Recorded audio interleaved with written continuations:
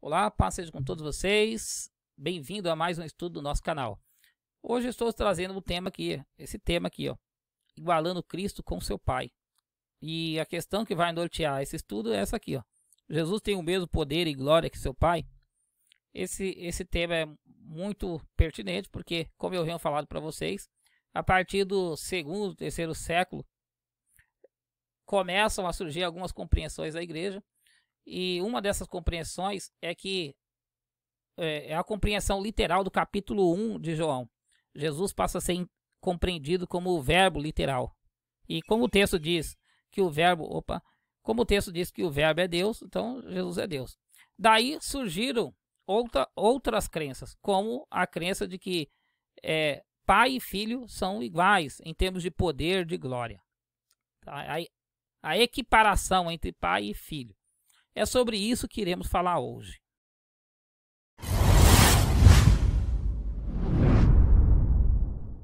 O texto que eu vou ler com vocês é Atos capítulo 1, diz: Atos capítulo 1. Aqueles, pois, que se haviam reunidos perguntaram-lhe, dizendo: Senhor, restaurarás tu nesse tempo o reino a Israel? E disse-lhe: Não vos pertence saber os tempos ou as estações que o Pai estabeleceu pelo seu próprio. Muito bem, um pouco antes, antes de Jesus ter morrido, Jesus já tinha dito para os discípulos que o conhecimento sobre o tempo do fim é algo exclusivo de Deus. Isso aí Jesus falou aí enquanto ele estava vivo, tá? Mas como eu sei que tem aquelas pessoas que dizem assim: Irmão Fábio, mas aí é porque ele estava sem o poder dele, né? O poder divino, ele estava como homem e tal, né? Então eu coloquei esse texto aqui de Atos, onde o Senhor já tinha subido ao céu, já tinha ganhado um corpo glorificado, já tinha sido exaltado, todo o poder já tinha dado na mão dele, né? O Pai deu todo o poder, toda a glória para Jesus aí, nesse contexto aí de Atos capítulo 1. Mas percebam comigo que mesmo em Atos capítulo 1, Jesus continua reafirmando o que ele falou enquanto ele estava, né, vivo ali, pregando na Palestina, na Judéia. Pregando o quê? Que o conhecimento sobre o tempo do fim é algo exclusivo de Deus, exclusivo do Pai, que nem ele sabia ainda. Tá? Perceba que nesse termo aqui, ó, próprio poder, ou seja, é algo que não lhe cabe, né, não está ao seu alcance. Desse modo, prezado, nesse texto, de acordo com esse capítulo aí, o Pai é superior ao Filho em termos de poder e de glória. Nesse texto não há lugar para equiparar, para igualar Filho e Pai. Tá? Cristo e Deus o Pai, nesse texto aqui, não podem ser igualados. Vamos ver mais um texto? 1 Coríntios, capítulo 11, verso 3. Diz: Mas quero que saibais que Cristo é cabeça de todo homem, e o homem a cabeça da mulher, e Deus a cabeça de Cristo. Nesse texto aqui, o termo cabeça tem sentido de governo, ou seja, a intenção é mostrar nesse texto quem governa quem.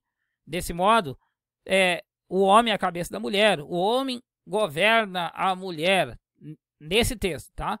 E o texto fala aí que Deus é a cabeça de Cristo, ou seja, Deus, o Pai, Deus Yahvé, governa o Senhor Jesus, é superior ao Senhor Jesus. Está muito claro nesse texto que Deus, o nosso Pai, é superior ao Filho, deixando bem claro que nesse texto, de acordo com esse texto, não há lugar para equiparações, não há lugar para igualar aí, né? Não tem como igualar Deus e o Pai e Deus e o Filho de acordo com esse texto. Nesse texto aí está evidente de que o Pai é superior ao Filho. Vamos ver mais um texto. Hebreus 8, verso 1 diz: Ora, a suma do que temos dito é que temos um sumo sacerdote tal que está assentado nos céus, à destra do trono da majestade. Aqui, nesse texto aqui, eu preciso apontar duas coisas importantes. Primeira, a Bíblia fala que Jesus está sentado, a destra do trono da majestade. A palavra destra aí tem a ver com a direita, né? O sentido do texto aí não é tanto em falar da posição em que Jesus está, se é direita ou esquerda, né? Assim, a posição no espaço. A intenção do texto é mostrar que Jesus se coloca como o braço direito de Deus. Essa é a intenção. Na nossa língua nós temos essa expressão, né? Olha, fulano é o braço direito do seu chefe em tal empresa. Olha, o presidente Bolsonaro tem o seu braço direito lá. Então a intenção de braço direito tem a ver com o sentido desse texto aí. Que é indicar que alguém assume a autoridade em nome de alguém. Que alguém se coloca como um tipo de mordomo de alguém, né? Para administrar alguma coisa. Esse é o sentido desse texto. Nesse ponto você já percebe aí, só da gente analisar essa questão aí de mordomo, de braço direito, né? De sentar à direita, você já entende aí que o pai já se coloca como superior ao filho nesse texto. Só abordando esse tema. Outro termo que também sugere e indica que o pai é superior ao filho nesse texto tem a ver com o significado da palavra sacerdote. A palavra sacerdote quer dizer alguém que presta serviço a uma divindade, presta serviço para fazer intermediações, fazer mediações entre a divindade e um certo povo. Esse é o sentido da palavra sacerdote. E a Bíblia diz que Jesus é sacerdote. Claro, só de falar que Jesus é sacerdote, sumo sacerdote, já coloca Jesus como inferior a seu pai. Não tem como você comparar o sacerdote que presta serviço a Deus com o próprio Deus, tá? Não tem como o sacerdote que presta serviço a Deus ser equiparado, ser igual a Deus. Isso é lógico, tá? Desse modo, nesse texto, mais uma vez, o pai é muito superior ao filho, de acordo com esse texto. O pai é muito superior ao filho e que, de acordo com esse texto, não há lugar aí para equiparação, né? Para igualar filho com pai, tá? Eu estou mostrando vários textos para vocês, porque, claro, a gente tem que mostrar o texto dentro do contexto de todo o texto, né? Se eu mostrar só um texto isolado ali, você pode discordar de mim, mas você percebe que eu estou mostrando o pai como alguém superior em muitos textos, tá? Essa é a intenção, mostrar muitos textos que apresentam Jesus, mesmo depois de subir ao céu, mesmo depois de ser glorificado por Deus, né? Mesmo depois da sua ressurreição, eu estou apresentando muitos textos provando que Jesus ainda continua como alguém inferior ao pai. Mais um texto, Timóteo 1 Timóteo 2, verso 5 diz: porque há um só Deus, a majestade, né? O Altíssimo Deus, há um só Deus e um só mediador entre Deus e os homens. Quem é esse mediador? Jesus Cristo, homem, o homem. Então, nesse texto, Cristo é um homem que presta serviço para Deus. Que serviço esse homem presta serviço para Deus aí? Serviço de mediações, como a gente falou lá no texto, tá? Nesse texto, mais uma vez, o pai é superior ao filho, né? É superior ao filho. Não tem como, de acordo com esse texto aqui, você tirar alguma forma de equiparar, de igualar o pai com o filho. Não tem. Prezados irmãos, todo mediador, de certa forma, é um enviado daquele que ele vai representar ali. Dessa forma, o enviado jamais pode ser comparado com aquele que o enviou, tá bom, gente? Esse é o princípio básico aí da lógica bíblica. Mais um texto, 1 Coríntios 15, 27 e 28, diz: porque todas as coisas sujeitou debaixo de seus pés. Mas quando diz que todas as coisas lhe estão sujeitas, claro que se excetua aquele que lhe sujeitou todas as coisas. E quando todas as coisas lhe estiverem sujeitas, então também o mesmo filho se sujeitará àquele que todas as coisas lhe sujeitou, para que Deus seja tudo em todos. Esse aqui é um dos meus preferidos, esse texto aí. Que se a pessoa não aprender e não entender esse tema aí com esse texto, ela não vai entender com nenhum texto. Isso aqui é um texto que aponta para o futuro, ok? Depois que Jesus reinar, depois que todos os reinos forem sujeitos a Cristo. E o texto bíblico fala que o Pai sujeitou todas as coisas ao Filho. Nessa expressão, o Pai sujeitou todas as coisas ao Filho, você já percebe uma relação de superioridade. Porque, por exemplo, alguém sujeita alguma coisa ao Pai? Não, né? Não tem como. Porque ele é infinitamente superior a tudo, então não tem como sujeitar nada ao Pai. Tá bom? Mas o Filho precisou que alguém lhe sujeitasse alguma coisa. Já mostra uma relação de inferioridade e superioridade. E aí diz assim que o Pai, o texto fala aqui, ó, todas as coisas estão sujeitas, claro está que se excetua aquele que lhe sujeitou. O Pai não pode se sujeitar ao Filho. Isso seria uma aberração teológica, ok? Isso seria uma loucura teológica falar que o Pai está se sujeitando ao Filho. Nossa, Deus me livre. Aí seria confusão. Contudo, o texto fala que, embora o Pai não possa se sujeitar ao Filho, o texto diz assim, com todas as coisas lhe tiverem sujeitas, então também o próprio Filho, né, o Filho se sujeitará àquele que todas as coisas lhe sujeitou. O Pai não pode se sujeitar ao Filho jamais, mas o Filho vai, lá no futuro, se sujeitar ao Pai. Tremendo esse estudo aqui, tá? Tremendo. E aí vem um complemento aqui, ó.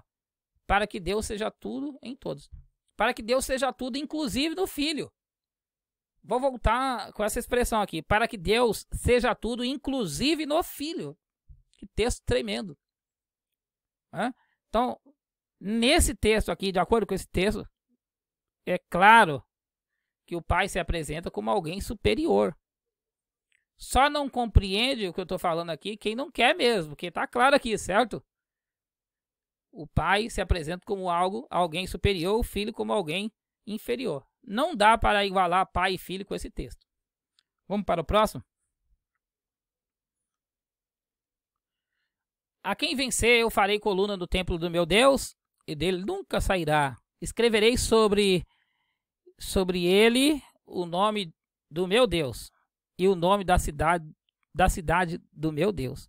A nova Jerusalém que desce do céu do meu Deus. E também o meu novo nome. Prezados, 4 vezes Jesus falou, meu Deus, meu Deus, meu Deus. Quando qualquer pessoa diz que tem um Deus, o que ela quer dizer com isso? Em primeiro lugar, ela quer dizer que ela presta culto a esse Deus, ok? Ninguém diz que tem um Deus se não presta culto a esse Deus. De outra forma, não seria o Deus dessa pessoa, ok? Quando Jesus diz que ele tem um Deus, deixa a entender aí que Jesus também presta culto a Deus, o Pai.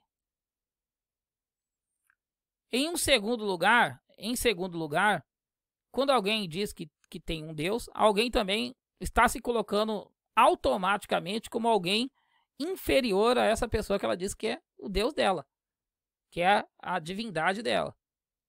Porque a palavra Deus, em um primeiro momento, quer dizer alguém superior, certo?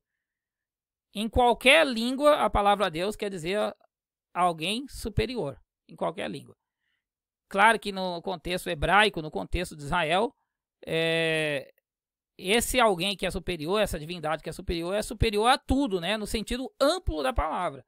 Assim, prezado, nesse texto aqui, que você acabou de ver, de Apocalipse, mais uma vez aí, só o fato de Jesus dizer que o Pai é o seu Deus, Jesus está colocando o Pai como alguém superior. E Jesus está se colocando como inferior a esse Pai, a esse Deus. Tá?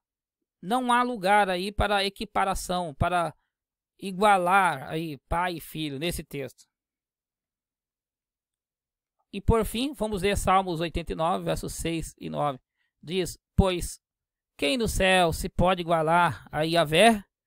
Quem entre os filhos dos homens, quem entre os filhos dos poderosos pode ser semelhante a Yahvé?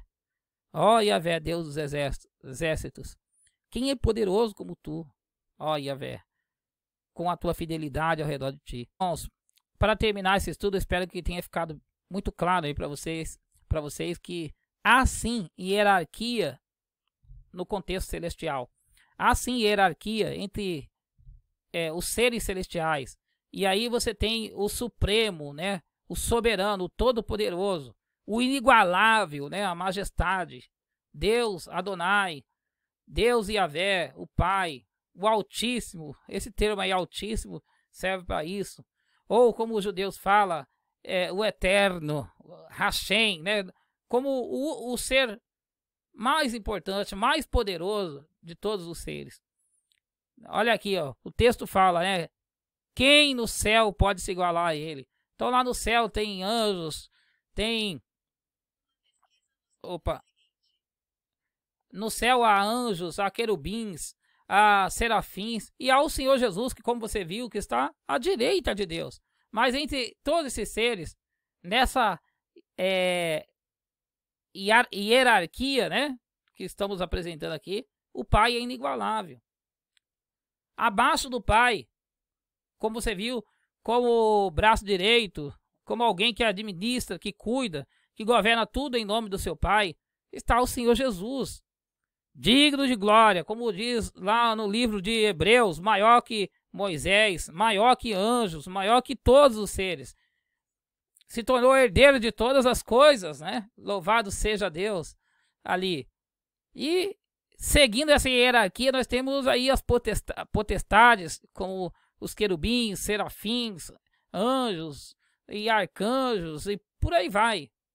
Mas cada um na sua glória, cada um tem a sua glória, né? Cada um tem o seu poder ali, que recebeu do próprio Pai, né? Do próprio Deus. Mas cada um na sua ordem. E nós, como servos de Deus, temos que colocar cada coisa no seu devido lugar, para não causar confusão doutrinária. Tá certo?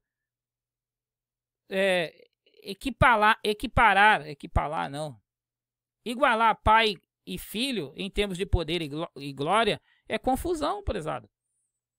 Você não pode esquecer que jamais que o filho é exaltado acima de todas as coisas, mas o filho jamais vai deixar de ser o mediador, o meio para se chegar a um fim, que é o eterno, é a majestade, que é Deus, tá bom? Você não pode esquecer desse princípio jamais. Jesus, por mais exaltado que seja, ele é um meio para se chegar a um fim. E esse fim é quem? A majestade. Se você pegar o fim e colocar no meio, e pegar o meio e colocar como um fim em si mesmo, você causa confusão. Isso em tudo, no culto, né, na forma de... né, por exemplo, vou dar um exemplo aqui, oração. Oração, você ora a Deus somente em nome de Jesus. O culto, você vai prestar um culto de adoração, o culto a Deus, nosso Pai, Adonai, e esse culto que é apresentado a Deus, nosso Pai, é em nome do mediador, que está entre Deus e os homens. Esse é o certo. Agora, se você muda as coisas, começa a prestar culto ao mediador em nome de Deus, você causa confusão, prezado, confusão doutrinária. E foi isso que a apostasia trouxe, como eu tenho falado, trouxe confusão doutrinária. A apostasia fez as pessoas desviarem da verdade e camuflou a mentira, de forma que as pessoas aceitam a mentira como se fosse uma verdade absoluta. Tá? Eu espero que você tenha entendido esse tema. O filho é muito exaltado, né? Muito exaltado. Como você viu aí, abaixo do pai está o filho como o herdeiro, né? Como o príncipe de todas as coisas. Mas, por favor, irmão, se você ama a verdade, jamais compare, jamais iguale o filho com o seu pai, com Deus e Yahvé, com a majestade. Jamais. Que isso é confusão, que isso é pecado, tá bom? Deus abençoe e até o próximo estudo.